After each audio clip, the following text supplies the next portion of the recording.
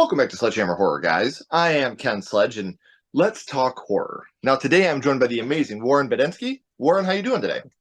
I'm good. Yourself? I am doing very well. I am very, very honored to have you here. It's amazing to be able to talk to you about some of the things you've done. But before we do that, I would like for the people that don't know you to get to know you a little bit. You are a British filmmaker. You got your start in college going to the Robert Rodriguez School of Filmmaking, buying a camera, a computer, and learning how to create films, making shorts, music videos, all those things to kind of get your feet wet in the genre. Um, but after college, you went to London to seek fame and fortune, working on several features before your first film, Simon, which got a worldwide release on VOD and in Netflix in Europe, which is super awesome. Like, congratulations Mhm. on that. Thank you. And then Dead Name, which combines a crime thriller and a surrealist horror, is set to release May 28th. So, first off, I would like to talk about Simon. Non spoiler, obviously. What can Mm. you talk a little bit about Simon? Ooh.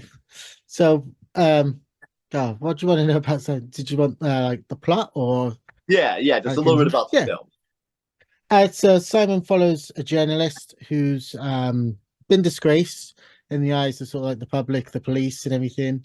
But she's working on a story and thinks she's worked out who a serial killer in her area is.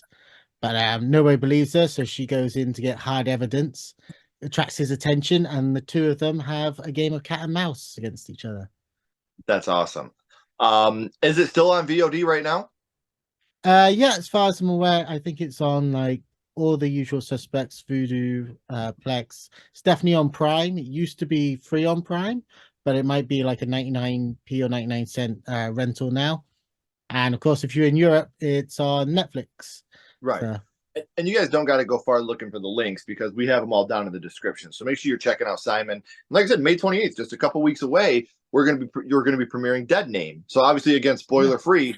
What can you tell us about Dead Name? So Dead Name, I'm really bad at these. But Dead Name follows Nia, who's an ex-hit woman, and her brother Ian embarrasses the wrong person from a rival crime family, and his actions are going to spark a big crime war that her family can't fight. So she's tasked with taking her brother out, giving him a painless, simple death.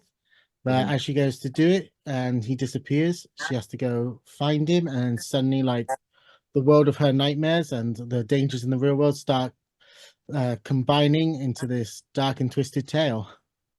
Yeah, I can't wait. That sounds amazing. So be on the lookout, guys. May 28th, that'll be out. I'm very excited for you guys to check that out as well. So, you got started with horror pretty much in your filmmaking, psychological horror, Simon. Has horror always Mm. been one that's been close to you, or is that just kind of like your niche? Yeah, I've always liked horror.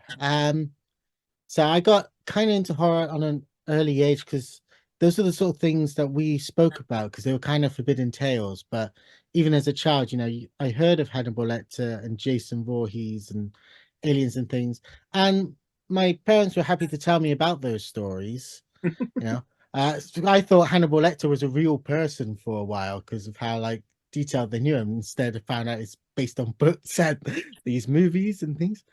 And I was never allowed to watch the movies when I was very young, but my mum said I could read the books. Sure. So learning to read got me into horror because there's the goosebumps and things. Mhm. And then tangentially, Steven Spielberg also like brought me in as he's an underrated PG horror master, I think. Oh, absolutely. Whether he's producing the movie or directing the movie, everything he does in the horror world is absolutely phenomenal. And you know what? There's no Mm, better segue than that because in order for you to be a horror fan, horror had to start for you somewhere, Warren. So now I mhm. would like to go back to the past and talk about what got you started in the horror genre, your first horror movie. And Warren, the first horror movie you watched was, Was Jurassic Park.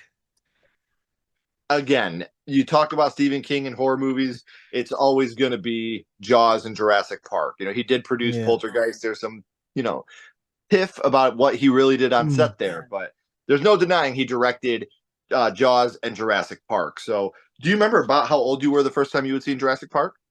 I must have been somewhere between sort of 6 and 8, depending on when it came out in the UK. Because back Mhm. then you could have like up to 2 years discrepancy on releases. But I'm pretty sure I was about 6 years old, and it was the first thing I remember ever seeing in the cinema. Yeah. And what an amazing start, because this movie still to this day, it holds up so well with the Oh yeah. CGI effects, the VFX. They look so good and better than a lot of movies that come out today. So you said you went to the cinema to see it. Do you remember who you were with when you went to see it for the first time?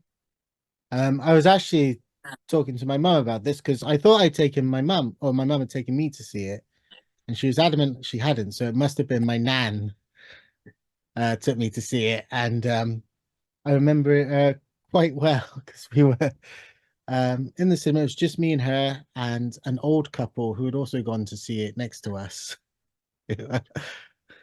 That's so And awesome. And that's why I like to talk about the first horror movie, because it brings back these memories of when you were mm, young, how important these things were to you. And Jurassic Park is such an influential movie, even today. We're 2024, and this movie is still so influential on a lot of filmmakers and horror fans alike. But do you remember which scene it was that affected you the most?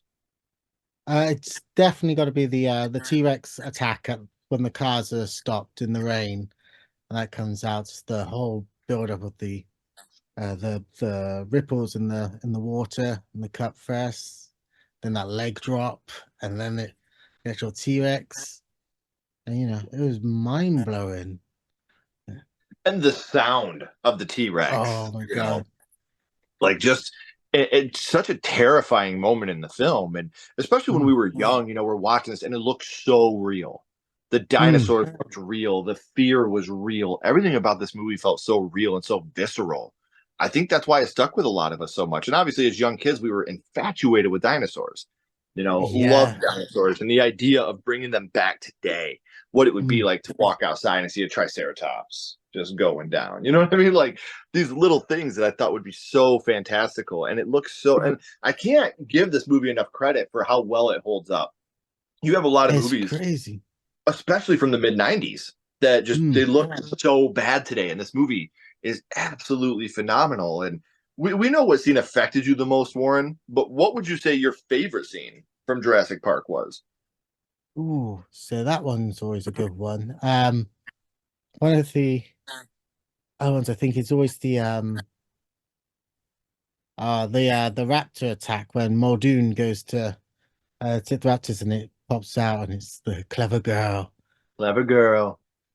Yeah. Um, and there's definitely, especially with the Raptors in this film, there's definitely an air of slasher.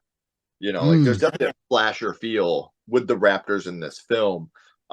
Whether they're, when they try to get Ellie when she's down in the basement, yeah, and then when they're in, you see them breathing on that mirror when the kids are yeah. in the kitchen. They definitely have this slasher vibe to them. But this movie, not only is it a horror movie, but it's a fantasy, it's a comedy. There's so many good things to love Mm, about this movie, and it's such a great way to start your horror life. And right now, we've got the Jurassic World movies that are happening, and they did announce that we are getting a reboot of Jurassic Park. Now, is that something you're excited? 'Cause I always ask people, would you like to see your first horror movie remade? It's happening. We can't stop it. So, mm. is this something you're excited for, or is this one you wish they would have just left alone? With how the last couple of movies have been, I feel like they probably should leave it alone. Or because like when Jurassic World was announced, I was quite excited when that was coming out. It's like they get to do more stuff. The technology's gone so much further. Someone else is having a little bit of a spin, not just trying to redo um Spielberg's work.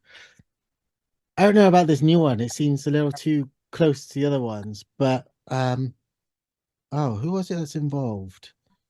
I think the director they announced is someone who's actually an interesting choice, if I remember correctly. See, I didn't know I can't any remember. news about. I didn't hear any of Oh, that yet, so I can't speak to maybe that. maybe I I just knew maybe I just wished I'd heard it then. that. But yeah, I mean, either way, it's something I'll be there to Yeah, see. I mean, yeah. I don't think you can Uh, replace the cast of the first one. I don't think you can, make that magic happen again. But hmm. I'll still be there to see it. I'm not gonna lie. Yes, like same. I'm quite a fan of seeing remakes, new versions. Like I put it to the same thing in music when people do cover songs. Mhm. Now that's kind of what I feel like remakes are. It's almost like a cover song. Right. You know, some people just try and copy it and it doesn't quite work. Some people do that and it does. Some people put a fantastic spin on things. You know, Hmm. so I haven't ever been one of these people who's always like, oh, it's a remake, it's gonna suck. Oh, Whereas me like, neither. each film is its own thing. Like maybe this team will do something, and you get some killer stuff. Like I love the Texas Chainsaw remake. Mhm. Um, I flip flop on the Friday the 13th and the Halloween one each time I watch them.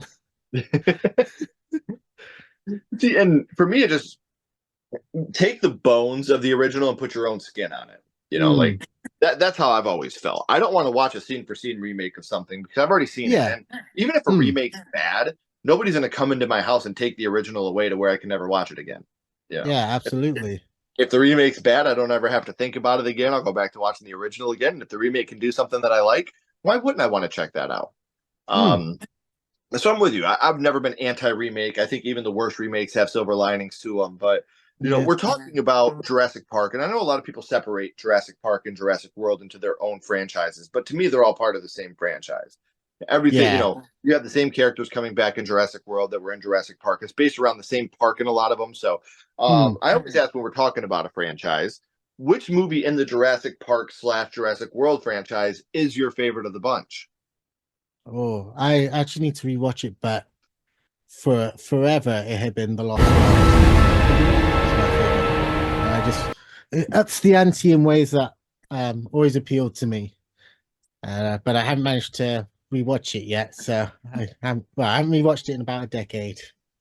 It's So, it again, still a wonderful movie. I even the third one. I know a lot of people hate it, but mm, I don't think it's terrible. I still have fun with that movie. So that's all I want. Especially now the older I get, just give me a movie that's going to entertain me and I'm going to have fun with. That's all I want. yeah, I want 2 hours of just being entertained. That's all. That's all I got to do. If you entertain me, I'm happy. So, um, yeah. horror started for you at a young age, and we know that Jurassic Park Mm, is how horror started for you. But here for a second, my little buddy Ghostface is here, and he has a question for you. mm, What's your favorite scary movie, Warren? What is your oh. favorite horror movie of all time? Um, kind of have three that I go to for Okay. different reasons. Um, so one is The Lord of Illusions, Clive Barker's director's cut.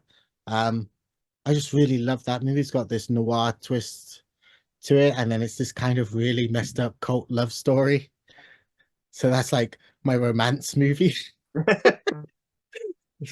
um, and The Devil's Rejects is always a winner. Like I just love that movie and this and how twisted it is. But for a movie that I love most as the scariest film I've seen, one that affected me is like this one always gets me chilled. Is oddly the American remake of The Grudge. Oh, okay. I had such a weird and unique experience with that film. So it's a little story where I watched it at the cinema with my other half, and it got the first film made me jump. Not much of a jumper. Usually see them Sure. coming. This one made me jump like nearly everything. Made the hairs stand on the back of my neck.